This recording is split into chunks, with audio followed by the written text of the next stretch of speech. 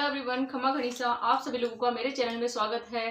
तो friends, I hope आपकी पढ़ाई अच्छे से चल रही होगी। आप सभी को मेरी ओर से शीतला अष्टमी की बहुत सारी शुभकामनाएं। बहुत सारे लोग हैं जिन्होंने सोमवार को ही शीतला माता का पूजन कर लिया है और बहुत सारे लोग हैं जिन्होंने आज बुधवार को बांसुड़ा भी बोलते हैं हमारी राजस्थानी भाषा में। तो आज ये जो पर्व है वो मनाया जाता है। आप सभी को पता है आज हमारे किचन का कोई काम नहीं है और हम एक दिन पहले ही सारा काम कर लेते हैं ताकि अगले दिन हमें कुछ ना करना पड़े और ठंडा खाना खाना पड़े। तो बस यही है। तो शीतलाष्टमी की आपको बहुत सारी शुभकामनाएं। तो फ्रेंड्स, आपको मैं देना चाहूंगी कुछ कमेंट्स के जवाब। एक कमेंट्स मेरे पास में आया था, दीदी आप मॉर्निंग में कब उठ जाते हो? तो आपने बहुत अच्छा सवाल पूछा है और हर एक एस्पिरेंट की लाइफ में ये बहुत ज़्यादा जानना ज़रूरी है कि हमारी उठने की दिनचर्या क्या है। क्योंकि एक्चुअली में हमारा जो पूरा दिन होता है ना, वो डिसाइड होता है सुबह के उठने से कि सुबह हम कौन से टाइम पर उठ रहे हैं। बहुत सारे एस्पिरेंट लेट उठते हैं ना, उनका पूरा दिन जो यूं ही निकल जाता है और उन्हें पता भी नहीं चलता कि आज हमने पूरे दिन क्या किया है। लेकिन बहुत सारे एस्पिरेंट्स ऐसे होते हैं जिन्हें बहुत जल्दी उठना पसंद है और उनको लगता है कि मेरा आधा काम तो मैं सूरज निकलने से पहले ही कर लूंगा या कर लूंगी। इसी तरह से तो आपको मैं कहना चाहूंगी, और घर गृहस्थी हम संभालते हुए हमें उठना ही पड़ता है जल्दी। तो बस वही है। तो जो मॉर्निंग वाला मेरा रूटीन रहता है वो ये रहता है कि जैसे मैं रात को जब जल्दी सो जाती हूँ ना, जैसे मान लो मैं रात को सो चुकी 10 बजे है ना, तब तो मैं उठ जाती हूँ सुबह 4 सवा 4 बजे। लेकिन जब मैं रात को 11 सवा 11 साढ़े 11 मुझे बज जाते हैं तो मैं उठती हूँ रोजाना 5 बजे। उठने के बाद में मैं आपको थोड़ा सा मेरा शेड्यूल बताती हूँ। उठने के बाद में मैं 5 बजे उठने के बाद मेरे हस्बैंड जाते हैं दूध वगैरह लेने के लिए, मैं उनके साथ में चली जाती हूँ। और ये मैंने अभी शुरू किया है थोड़े दिन पहले, मतलब 1-2 महीने हो चुके, 1-1.5 महीना हो चुका। सर्दी में मैंने शुरू नहीं किया था। तो सुबह सुबह मॉर्निंग वॉक भी मेरी हो जाती है, साथ में घर का काम भी हो जाता है और थोड़ी बहुत इनके साथ में टाइम स्पेंड करने का मुझे टाइम मिल जाता है। क्योंकि हमारी एक्सपीरियंस की लाइफ होती है तो हर एक चीज का हमें टाइम मैनेज करना पड़ता है कि हाँ कौन से टाइम हमें ये वाला काम करना है। इसी तरह से सुबह दूध लेते जाते टाइम में मेरे 2-3 काम हो जाते हैं। हस्बैंड से बात करते हुए जाती हूँ, साथ में मेरी मॉर्निंग वॉक हो जाती है, साथ में घर में दूध आ जाता है। तो इस तरह से 3 काम हो जाते हैं और फिर हम निकल जाते हैं यहाँ से 5:15 बजे। 5:15 बजे निकलने के बाद मैं आती हूँ यहाँ पर 5:30 या 5:45, और 5:45 के बाद में मैं एक राउंड फिर से लगाने चली जाती हूँ उनके साथ में। कभी थोड़ा लेट हो जाती हूँ तो नहीं जाती हूँ, जिस दिन मैं लेट नहीं होती उस दिन एक और राउंड लगाने चली जाती हूँ। जो थोड़ी बड़ी रोड होती है उन पर चल जाती हूँ, जिससे मतलब कोई नहीं हो। अंधेरे में मुझे बहुत ज्यादा घूमना पसंद है और उजाले में घूमना बिल्कुल पसंद नहीं है, तो मैं मॉर्निंग वॉक करने चली जाती हूँ। इसी तरह से फिर क्या होता है, जैसे कि ना हम जल्दी उठते हैं ना तो हमारा घर का काम थोड़ा सा जल्दी हो जाता है ना।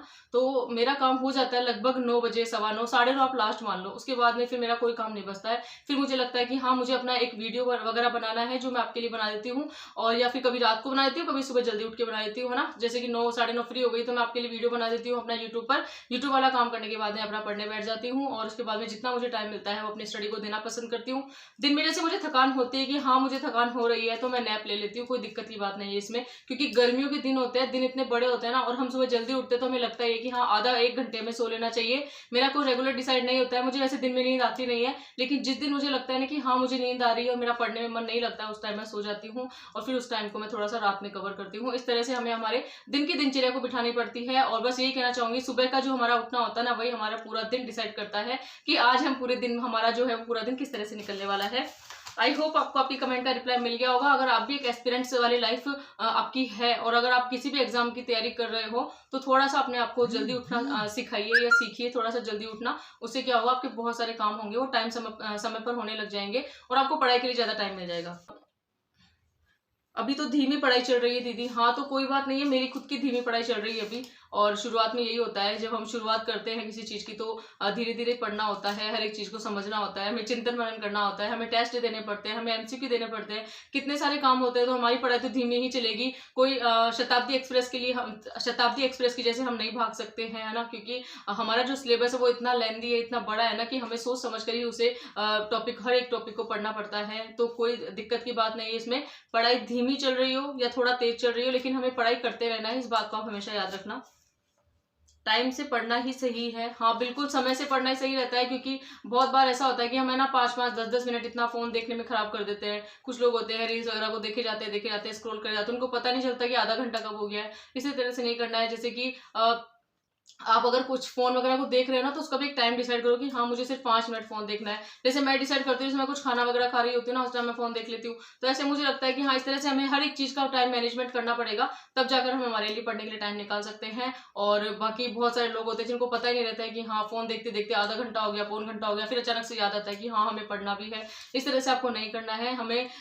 मतलब आपको मैं सच बताऊँ ना, मेरा डेली रूटीन यही रहता है, वही सुबह जल्दी उठना, उसी टाइम पे घर का काम करना, उसी टाइम मेरा वीडियो अपलोड यूट्यूब पर आ जाता है ना। और सब कुछ चीजें मतलब मैं मैनेज करके चलती हूँ। यूट्यूब वाला वीडियो कभी कभी लेट हो जाता है, क्योंकि उसमें क्या होता है, मेरे घर के काम पे डिपेंड करता है। कभी काम जल्दी हो जाता है तो मेरा वीडियो जल्दी आता है, जिस दिन काम थोड़ा सा लेट होता है मेरा वीडियो लेट आता है। बाकी और ऐसा नहीं है कि हाँ हम अपने टाइम को मैनेज करके नहीं चलते हैं। और हर दिन तो किसी का सामान नहीं होता है, लेकिन लगभग लगभग हमारा यही रूटीन रहता है, वही सुबह जल्दी उठना और वही हमारे पूरा दिन हमें पढ़ते रहना, बाकी हमारा कोई काम नहीं है।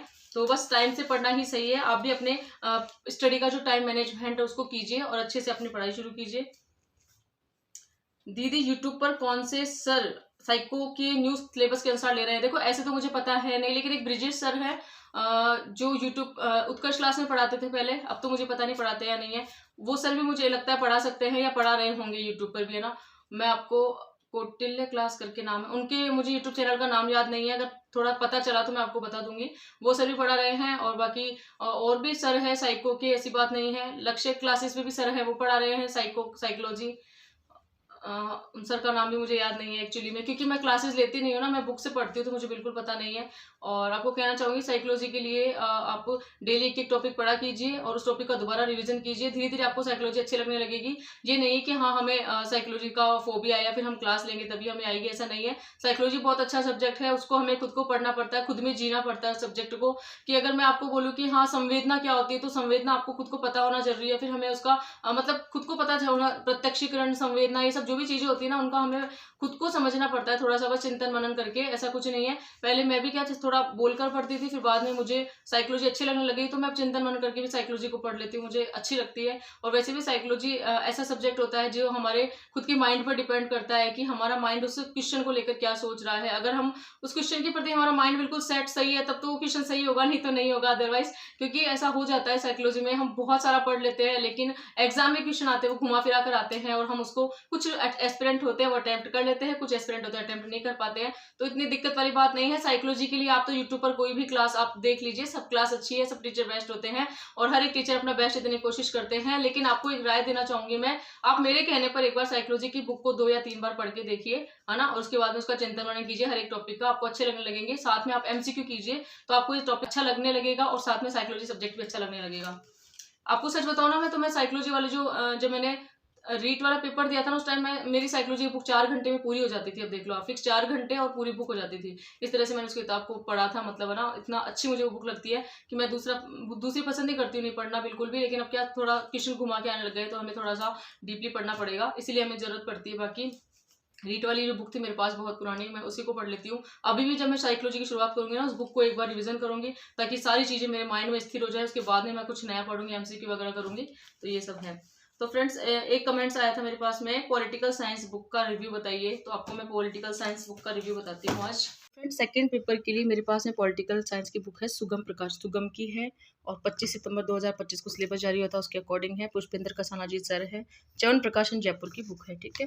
अब आपको मैं इसमें बताती हूँ, थोड़ा सा इसके इंडेक्स बताती हूँ। आप इसके टॉपिक देख सकते हैं इंडेक्स के, राजनीतिक विज्ञान के परंपरागत आधुनिक समकालिक दृष्टिकोण, अवधारणाएं, संप्रभुता, अधिकार, स्वतंत्रता, समानता, न्याय, शक्ति, सत्ता, वैधता, मूल अधिकार, ये आप इंडेक्स देख सकते हैं। तो फ्रेंड, इस तरह से इसमें 24 टॉपिक दे रखे हैं पूरे अंतर्राष्ट्रीय संगठन तक।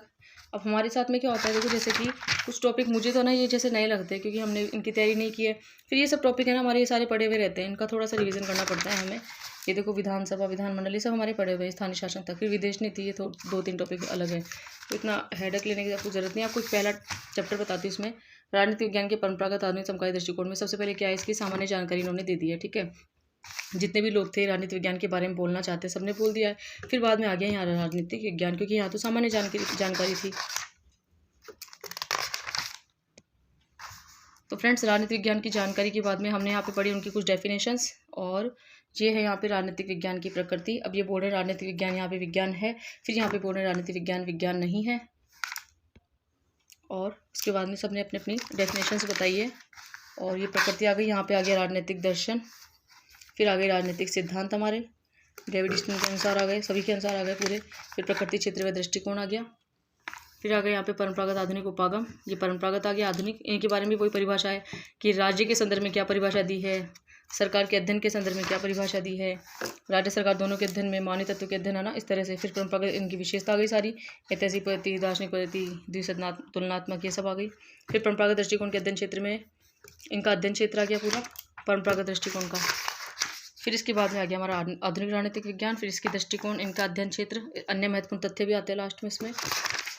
और इन दोनों में तुलना जो भी है वो सारी तुलना आ चुकी है यहाँ पे। इनकी सारी नवीन प्रवृत्ति है राजनीतिक विज्ञान की। समकालीन राजनीतिक सिद्धांत आ गए हमारे जो भी है, परंपरावाद, अस्तित्ववाद, समुदायवाद। और ये सब होने के बाद में यहाँ पे आ गए जितने भी हमारे राजनीतिक सिद्धांत के संप्रदाय हैं उनके समर्थक आ गए। और यहाँ पे व्यवहारवाद आ गया, उत्तर व्यवहारवाद।